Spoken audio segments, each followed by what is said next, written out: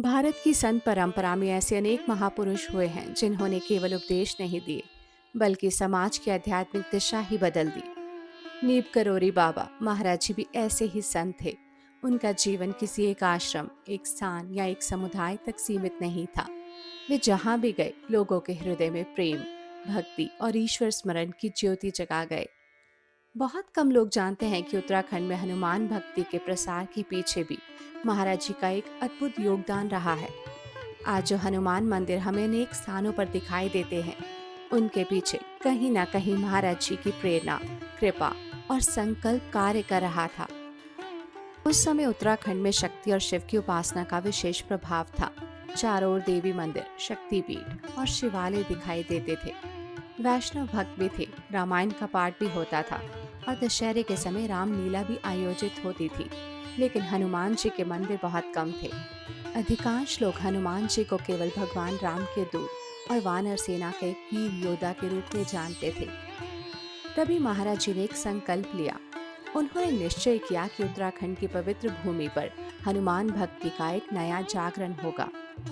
लेकिन मंदिर बनाने से पहले वे लोगों के हृदय में हनुमान जी के लिए प्रेम जगाना चाहते थे। महाराज जी जानते थे कि केवल पत्थर का मंदिर बनाना पर्याप्त नहीं है। वास्तविक मंदिर तो मनुष्य का हृदय है। यदि हृदय में श्रद्धा जाग जाए तो भक्ति स्वयं प्रकट हो जाती है। इसीलिए उन्होंने लोगों को सुंदरकांड के पाठ के लिए प्रेरित करना शुरू किया। उन्होंने गांव-गांव में हनुमान चालीसा के पाठ को बढ़ावा दिया। कई स्थानों पर अखंड रामायण पाठ आयोजित करवाए। धीरे धीरे एक परिवर्तन दिखाई देने लगा। जो लोग पहले हनुमान जी की विशेष उपासना नहीं करते थे, वे अब नियमित रूप से हनुमान चालीसा पढ़ने लगे। गांव में सुंदरकांड के सामूहिक पाठ होने लगे। लोगों के भीतर हनुमान जी के प्रति नई श्रद्धा जाग उठी। लेकिन ये केवल बाहरी परिवर्तन नहीं था, तो का अनुभव था कि महाराज जी अपनी अद्भुत शक्ति से लोगों के हृदय में भक्ति का बीज बो रहे थे। वे केवल उपदेश नहीं देते थे, वे लोगों के भीतर श्रद्धा का संचार कर देते थे।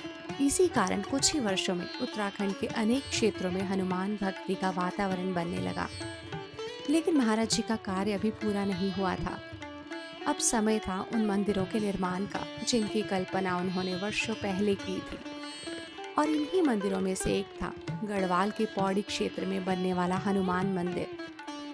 महाराज जी की इच्छा थी कि गढ़वाल के पौड़ी क्षेत्र में हनुमान जी का एक भव्य मंदिर स्थापित हो। उन्होंने अपने कुछ भक्तों को इस कार्य की जिम्मेदारी भी सौंपी। भक्तों ने उत्साहपूर्वक कार्य प्रारंभ किया। हनुमान जी की मूर्ति भी प्राप्त हो गई। ऐसा लग रहा था कि शीघ्र ही मंदिर का निर्माण पूरा हो जाएगा।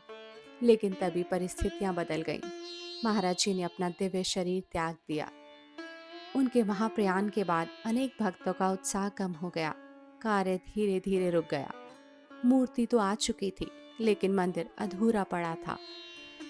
लोग सोचने लगे कि शायद अब यह कार्य कभी पूरा नहीं हो पाएगा।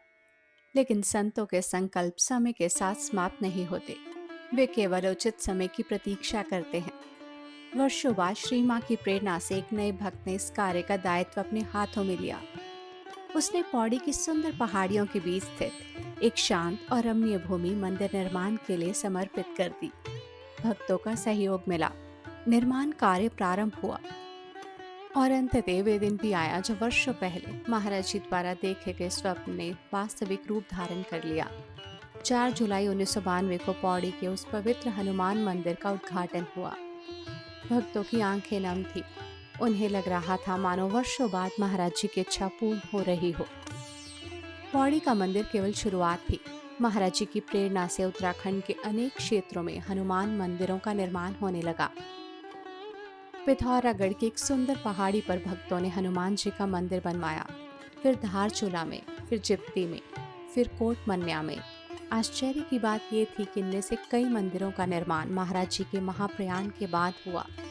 लेकिन भक्तों का अनुभव था कि यह सब उनकी अदृश्य प्रेरणा से हो रहा था। जहाँ जहाँ मंदिर बने वहाँ वहाँ भक्ति का नया वातावरण बनने लगा। लोग हनुमान चालीसा का पाठ करने लगे। सुंदरकांड का आयोजन होने लगा और पर्वतीय क्षेत्रों में हनुमान भक्ति की वे ज्योति फैलने लगी, जिसका संकल्प वर्षों पहले महाराज जी ने लिया था। लेकिन अभी एक और अद्भुत लीला शेष थी। एक ऐसी भविष्यवाणी जो वर्षों बाद सच होने वाली थी। और उसका संबंध था बद्रीनाथ मार्ग पर स्थित एक अत्यंत पवित्र स्थान से, हनुमान चट्टी। एक बार वृंदावन धाम में महाराज जी बैठे हुए थे। दीवार पर हनुमान जी का एक चित्र लगा हुआ था। चित्र में हनुमान जी कीर्तन करते हुए दिखाई दे रहे थे। चित्र को देखकर श्री माँ ने कहा, महाराज जी, आपने अनेक स्थानों पर हनुमान जी की मूर्तियां स्थापित करवाई हैं। कहीं वे वीर मुद्रा में हैं, कहीं अपने हृदय में सीताराम को दिखाते हैं, लेकिन आपने कभी कीर्तन करते हुए हनुमान जी की मूर्ति स्थापित नहीं करवाई। महाराज जी ने तुरंत उत्तर दिया, ऐसी मूर्ति हनुमान चट्टी में स्थापित होगी। उस समय किसी को समझ नहीं आया कि महाराज जी किस भविष्य की ओर संकेत कर रहे हैं, लेकिन उनके शब्द एक दिव्य घोषणा बन चुके थे और समय आने पर उन्हें सत्य सिद्ध होना ही था। लेकिन हनुमान चट्टी का महत्व क्या था? क्यों स्थान का चयन हुआ?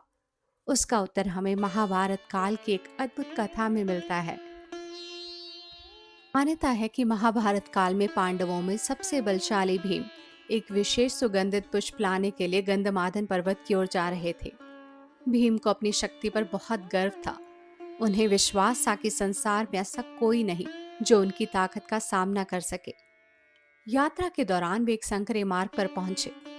वहां उन्होंने देखा कि एक वृद्ध वानर मार्ग के बीच लेटा हुआ है। उसकी लंबी पूंछ पूरे रास्ते में फैली हुई थी। भीम ने ऊंचे स्वर में कहा, मार्ग छोड़ो, मुझे आगे जाना है। वृद्ध वानर ने शांत स्वर में उत्तर दिया, मैं बहुत बूढ़ा हो गया हूँ, यदि तुम्हें जल्दी है तो मेरी पूंछ स्वयं हटाकर निकल जाओ। भीम मुस्कुराए। उन्हें लगा ये तो बहुत आसान काम है। उन्होंने पूंछ उठाने के लिए हाथ बढ़ाया। पूंछ हिली तक नहीं।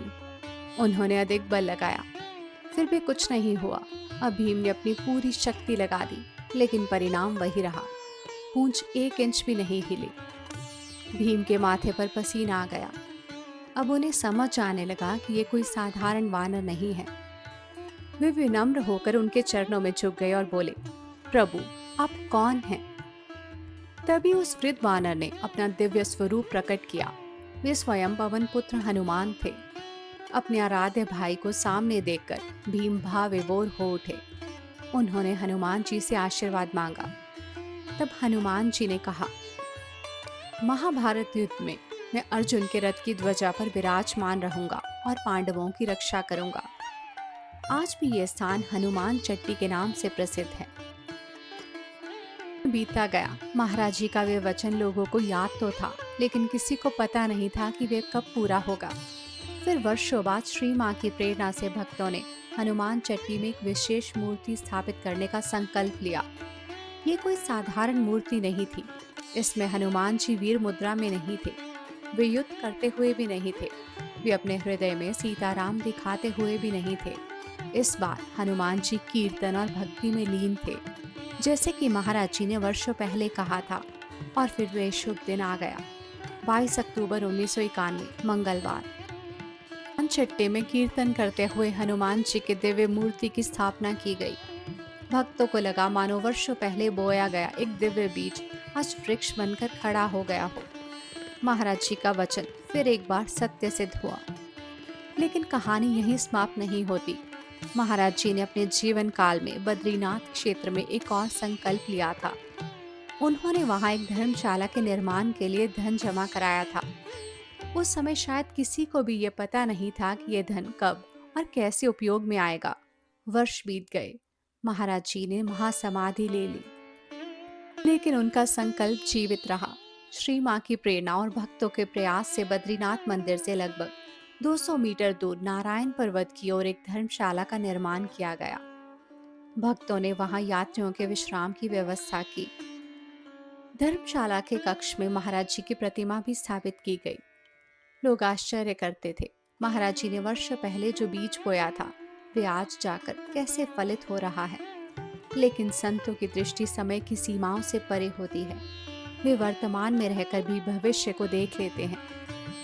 जब हम इन सभी घटनाओं को एक साथ देखते हैं, हनुमान भक्ति का जागरण, पौड़ी का मंदिर, पिथौरागढ़, धारचूला और चिप्ती के मंदिर, हनुमान चट्टी की भविष्यवाणी और बद्रीनाथ की धर्मशाला, तो हमें एक गहरा सत्य दिखाई देता है।